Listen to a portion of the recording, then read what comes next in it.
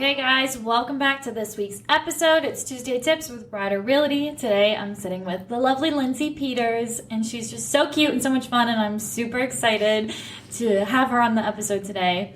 And we're going to be talking about making a purchase from your family, buying a house from your family, and all the lovely craziness and the good benefits of it. And we're going to just dive on in. Okay, Lindsay, share our story with how you purchased your grandpa's house, right? Yes. So before I was a realtor, we were going back and forth on what to do, and it was a really difficult decision on whether or not to buy elsewhere or to buy from family. We did kind of feel like if we wanted to move into my grandpa's house, it was kind of now or never, because we knew that in the future he would probably sell, and the house is really important to us. There's a lot of different special features that he hand built or hand picked, and so we did really want to keep it in the family. We also knew that he was going to finance it for us, but then that brings in the element, not only are we buying from him, we're also financing through family. Okay. So is this house, did your grandpa build it from the ground up? And what's some other special things about it? He did. Actually, him and his brother both built it. It started just as a basement house, and so the roof was flush with the ground, essentially. Okay. And so in our basement, that's the oldest part of the house, and it's definitely a little bit of a... You feel like you're going back in time as you go to the basement. And then they built the top, which is where my dad and aunts and uncle both grew up. And so it's a pretty large size house, and some special things, like when we walked through the house with my grandpa, he would just point out, oh, well, those railroad ties that he had all along, they're lining the vaulted ceiling. And he told us where he was driving when he saw them on the side of the road and how he got them. And then there's tiles in the kitchen and in the bathroom that he gathered. It's a pattern, and some are just white, but then some have a blue design, and each one's with the blue design he got every time he flew internationally with a specific airline. And so he could go back and say, you could see how many times he crossed oceans. Oh, that's really by cool. Looking at the different tiles. And so just things like that. It was so fun to just walk through the house with him and have him point out each special thing that you could tell he had a lot of pride in the house as well. And it was just, since moving in, it's also been fun to find even things that have been downstairs ceiling. We found hidden cigarettes from my uncle. So it's cool to see as well the different places. I know where my dad's bedroom was growing up. Thankfully, the carpet had been changed because he chose a really rocking 70s bright red fiery carpet. But it was just... the main thing for us is seeing how special it was for my grandpa to be able to point out all these special features that he handpicked, that there's a story behind, that he helped put into the house. I can definitely relate to all of that, because actually I grew up in my grandpa's house that he built. My parents had bought it off of my grandpa, and it is kind of fun, when they would renovate, they would pull up old stuff, and it's just more meaningful when you know where it came from, and you know your grandpa chose that, or your grandma. Yeah. I totally get that. For sure. Yeah. I think one downside of that is the tile, for as beautiful as it is and as fun of a story as it is dated. And so we would love to replace the backsplash or paint over the bathroom tile. But in order to do that, we need to figure out a way to salvage the tile, because it's too important to us to just ruin. Yeah. And so we need to figure out a way to pull up some of the tiles so that different family members and ourselves can save it, especially since my grandpa has since passed. But we don't want to lose the tile, but we also don't want it in our house anymore. Yes, so it's kind of interesting. Whereas if we just moved in, it wouldn't have been important to us. Right. It would have been gone and you would have never thought twice. Yeah. Okay. That makes a lot of sense. So let's talk a little bit about how it works for the family member to finance it. Yes. I feel like people haven't really heard of that and really might not know how that works as much. Yeah. So obviously my grandpa had it completely paid off. Otherwise that process would have been a lot more difficult, but he kind of negotiated the interest rates. I did not realize how atypical our process was until I became a realtor, because there's so many things that we would have had to go through if we had followed a typical procedure that we didn't. So even determining like different closing costs and things like that. My husband and I didn't even know there would be closing costs until we were sitting at closing, and we sat there and the lawyer asked us like, oh, who's paying this? And we just looked at each other.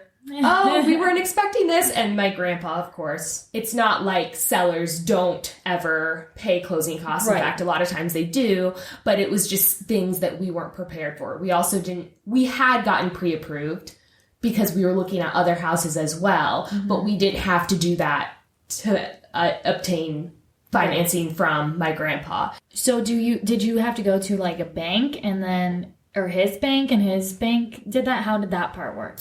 We actually wrote the checks directly to him, and he had a lawyer handle the interest, like how much interest was being accounted for and things like that. It has been tricky since then, since he's passed away. Now we're dealing with his estate and things like that. Gotcha. And we kind of had to talk to my dad and their siblings to figure out what would happen, because we didn't want to end up having to pay all the rest of the mortgage or however that would have worked. And so that part has been a little tricky. I think another big downside was dealing with inspections beforehand, because we did want to have an inspection, but especially because my grandpa felt like he was giving us a better deal than he could if he tried to sell it. He had attempted to sell it before we decided to purchase it, but he didn't want to put a sign in the yard. He wanted to do it only word of mouth. Only word of mouth, not Zillow, so it wasn't even really for sale by owner. It was truly just, hey, if you're interested in my house, go for it. And he also has a third garage that was his workshop, and he wanted to still have rights to that. So the house wasn't going anywhere anytime soon. Gotcha. But he felt like he was giving us a good deal. I think we had a little hesitation about that because we weren't sure if it was or not. And we had Esta do some comps for us, and she was pretty confident that it would be a really good investment for us. And so that's one thing that we decided to move forward with. But it was very difficult once we paid for an inspector to come to ask my grandpa for things, because he was already being so generous and financing it for us. And just how easy he made the whole process, it was really challenging to be like, hey, before we buy it, we really don't like that this is an issue right now. Right. And so that, I think that we felt a lot of guilt, whereas if it was a typical situation, the things we were asking for were completely normal for a buyer to ask for. Okay. Talk to me a little bit about what are you going to do if you outgrow your house or you guys need to move? Like, what's that process going to look like for you? I think that will be difficult, even it being my grandpa and the house where we've celebrated Christmas for as long as I can remember, whereas my husband came into it just like he didn't even know of the house until 5 years ago. I think that we do have a little bit of a different stance on that, especially because he hears me say things like, okay, I think I'm ready to get rid of the tile. And by that, I mean carefully remove and maintain, gift and things like that. But I think a lot of times he takes that as, oh, she's ready. We can, let's go build our dream home or something like that. I think that it would probably look like checking with aunts and uncles and other family members first to see if they were interested. We have done some updates, especially of things that didn't really have as much meaning to anybody in the family, like flooring and things like that. But I do think that it will be challenging to let go of the house. Do you think that anyone else in your family would be interested in it to keep it in your family? I think that some people would say they would be interested in it. I really don't think that anybody would actually go for it, though. Yeah. Okay, back to like other members of the family. Do you think that anybody else was kind of maybe jealous that you got the house, or is there any like outside opinions that go into you getting Grandpa's house, especially now that he's passed and now that it's such a like sacred special thing? I think that one of my aunts, who would probably be one who would say she would want it if we wanted to sell, I think that she had expressed interest in it at some point, but she was already in the process of buying a new home. I think that it's just one of those things where a lot of family members would say that they wish they had it, but they wouldn't actually take any action to purchase it. Even people who, even if any of them have resentment, they also kind of know that they wouldn't have moved forward on it either. And myself and my brother are the oldest of the cousins, and the other cousins probably they were too young to have purchased the house when we did. So maybe at some point they would want it, but I'm not sure about that either. Probably the hardest thing about it was asking my grandpa for more. That's how it felt to us. Yeah. Oh, we're asking him for more and more and more. When, in retrospect, seeing so many other transactions, I'm like, okay, we were being reasonable. We really were. And thankfully, my dad, who does a lot of things in business, was able to kind of mediate. Not that my grandpa was upset, but to mediate like our concerns and to calm us down. So a lot of times my husband and I would talk and we would call him and be like, hey, like the inspection report said this. We're really not sure about that. Is this a reasonable thing to ask? Because we don't know and we don't want to offend him. Right. So my grandpa was never offended. I think the process of letting go of the house in general was the hardest part for him. Oh, for sure. So did he come back often to like visit, or like did he critique you like, oh come on girl, those curtains don't go in this room? Oh yes, probably. There's the stories about that. Probably the worst feeling for me as a granddaughter was when he came by, always unannounced, until we'd been in the house for a couple of years, and right when he walked in the door, I had an entire sheet of wallpaper half ripped off the wall. And I just like, and he was a man of very few words. So he just looked at us and looked at the sheet of wallpaper and he's making yourself comfortable. Oh. And I'm like, yep, just putting our special touch on. And part of like the history of the house, we realized very quickly, my grandma passed away when I was 6 and my grandpa remarried, super wonderful woman. And she grew up, her family, part of her family business and some of the work that she did was professional wallpapering. And we figured out very quickly that it was not her that was the reason for multiple layers upon layers of wallpaper. That was my wonderful grandmother who decided to wallpaper on top of wallpaper because my step-grandma was like, that was not me. I never would have done that. And so my grandpa kind of started to think it was funny how much work we had to go through to get the wallpaper off the wall.